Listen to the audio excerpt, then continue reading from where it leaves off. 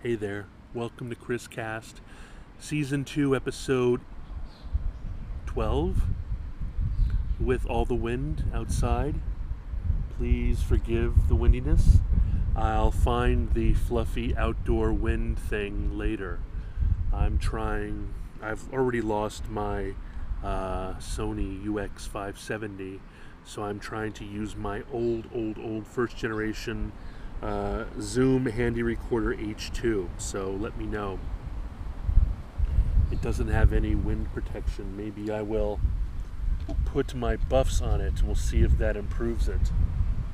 Alright, this is it without the buffs, and this is it with the buffs. So I'm going to put the buffs on it and record through that. So please welcome to ChrisCast. My name's Chris Abraham. The next segment is going to be an advertisement for Anchor.fm, and then the segment after this is going to be about object permanence and how my diagnosed ADHD and my self-diagnosed aphantasia might mean that I'm a Neanderthal / Cro-Magnon man and not necessarily 100% Homo sapien. Come back after the ad. Thank you.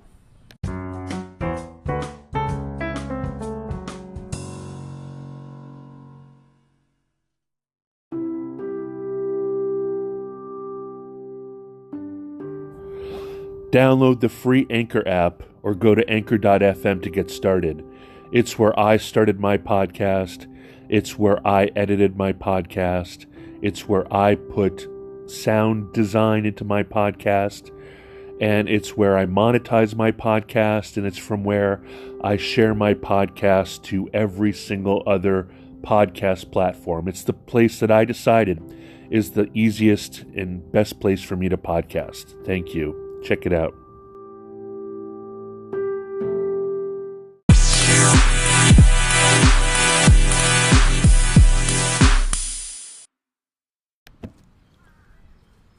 Welcome back to ChrisCast Season 2, Episode 12, Object Permanence, Aphantasia, ADHD, and the cow and the snow. So, a joke that my dad told me a long time ago was how when he was a farmer boy, he was around, he was in frickin' North Jersey, but back in the 40s and 50s, North Jersey was not nearly as industrial as it is today. Elizabeth probably didn't look anything like it does now. Just like in the 40s and 50s, Fairfax and even Falls Church and McLean were farmland. So was this is the time before they even built the Parkway, and my dad used to ride his horse Lady, his chestnut brown quarter horse Lady, with the blazing star on her forehead, around where they were preparing to put the Garden State Parkway. And anyway, so he was around farms and stuff a lot and told me how dumb cows were.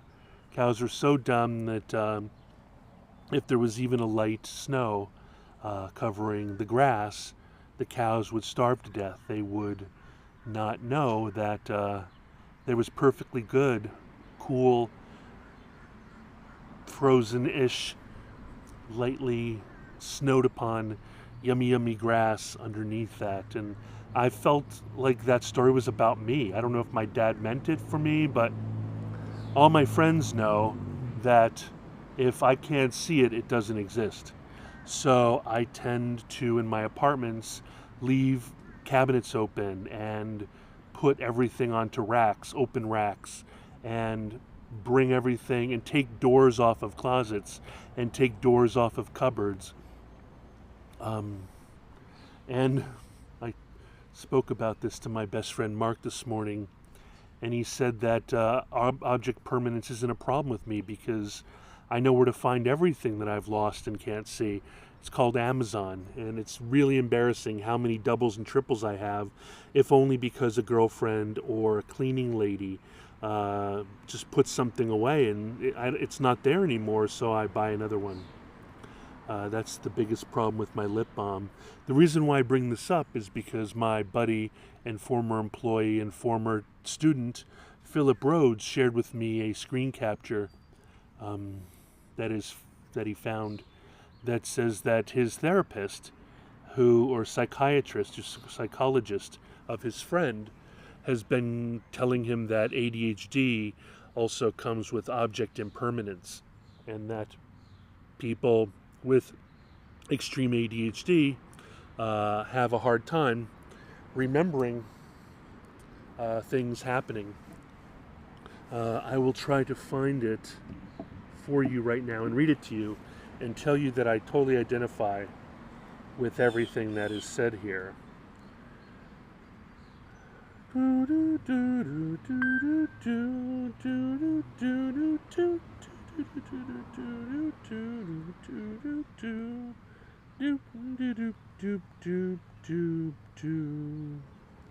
right.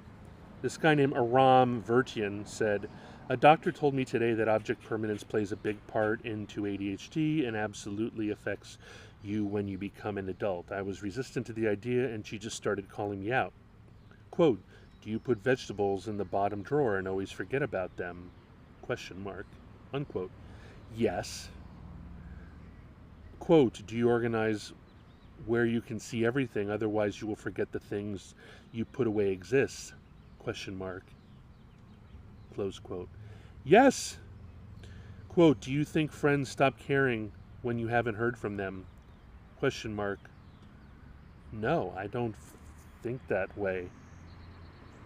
I just assume that dudes are dudes and you pick up where you left off. Quote, do you feel numb at funerals because the idea of the person being gone doesn't fully register? Question mark, unquote. Yeah, I'm the guy who steps up when someone dies. I don't generally cry. I'm the guy who organizes things and takes care of stuff because everybody seems to be incredibly apoplectic, and sometimes I feel like they're overdoing it for effect, because I'm incapable necessarily of reaching that level of loss. He goes on to say, quote, do you feel numb at funerals? Oh, just one after the other, he says, all dead on target. There is so much I don't know about myself and how I function, and it scares the hell out of me. If you know me well at all, you have a feeling about all these things. Unfortunately, when I find these things out and share it with you in a business environment, instead of being more compassionate to me, you hit the panic button and freak out and distance yourself to me as a complete freak out. Anyway, in the email string, Philip Rhodes says, and I quote, which I think is very interesting, now I wonder if people with ADHD have more Neanderthal DNA than others, since Neanderthals were known to work very hard to save their sick or injured, but also left the bodies wherever when they died. Or was it Cro-Mags? I don't know. I need to get my DNA checked now. Am I mostly Cro-Magnon? Am I mostly Neanderthal? Je sais pas. But I find it very compelling because there seems to be a lot of crossover between object permanence and image permanence, or audio permanence, or vision permanence, or imagination permanence, or the ability to visualize and create that permanent mind map that allows one to negotiate the long con, if you will, that is life. The ability to keep the eye on the prize, the ability to manifest the gold ring, the ability to formulate a finishing point and work hard incrementally on a daily basis with the goal of winning that gold medal. Hello, puppy. That gold medal, that silver medal. Go to daddy, go to daddy. That bronze medal of life, you know? Which is why, like Sarah Wilson, as long as she was helping me mush and keep on task, she was useful for me. The moment she decided that wasn't worth her time, education, or wherewithal, then she wasn't useful to me anymore, and I needed to move on past her and find someone else. Dan, I love Dan. He's like a brother to me, but his biggest usefulness to me is his persistence and his memory and his vision and his focus. And when it comes to friends, it embarrasses me, that it's been 3 years since I've seen David Gellis, or maybe fewer than that, but definitely since the last time I hung out with him and popped into AFib when he was, when he was at the marina down in DC, and I saw him then, or only before that when he came to my bedside when I was dying back in January of 2017. I don't mean to be a dick. It's not out of sight, out of mind, as in willfully F you, out of sight, out of mind, you Nimrod. It has more to do with the same thing with regards to my lip balms, right? If they're not, I don't remember what pots and pans I have unless they're out there visible for me and accessible to me. It's not an eccentricity, it's not an arrogance, it's not petulance, it's not spoiledness, it certainly isn't entitlement. It's a flaw in my ability to dig in and remember that unless there's a giant bowl or a basket of food stuff that I can see, or if it's not just right there when I open the fridge, then it's not there at all. I don't know how that's a superpower. Maybe it allows me to not be encumbered. Maybe it allows me to be ever more closer to living in the moment, to living real time, or it could just be that I'm less evolved, that I am Cro-Magnon man, I am Neanderthal, I am your troglodyte, I am your, what's the term? There's a wonderful term. I'm a Yahoo. There's so many better terms, but le mot juste eludes me.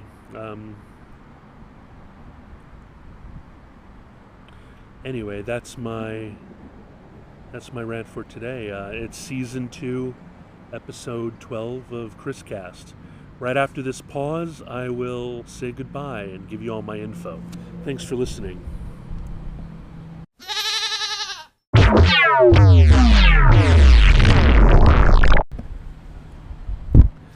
Thank you so much for listening to season 2, episode 12 of ChrisCast. If you heard a floof the moment before I talk, it's because I threw 2 buffs that I use as face masks onto the H2 recorder before I started talking, because it's windy and I'm hoping that this will be a barrier to the sound.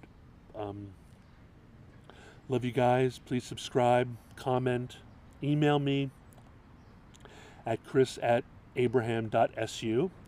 As I say before, the reason I've always wanted a domain name of my last name, but because Abraham is the prophet and the progenitor of Islam, Christianity, and Judaism, everybody got the Abraham asterisks, all of them, except the godless Soviets. And so I was able to find Abraham.su, which is Soviet Union. It's an active but non-active top-level domain name. I'm chris@abraham.su. I am Abraham.su. I'm chrisabraham.com, which I've had since 1999. I am at Chris Abraham on YouTube, on Facebook, on Twitter, on Instagram, on YouTube. I already said that. I am at Chris on noagendasocial.com. And I think my next episode will talk about the podcasts and radio shows and so forth that influenced me. I think maybe the next one will be on No Agenda, and maybe a little bit on MoFax and the influence that Adam Curry, shaggy-haired VJ, has had on me. Thank you very much. I love your patronage. Please give me any advice that you have towards this and tell me how the sound is. Love you guys. Talk to you soon. Ciao and mahalo and aloha. Auf Wiedersehen. Tschüss.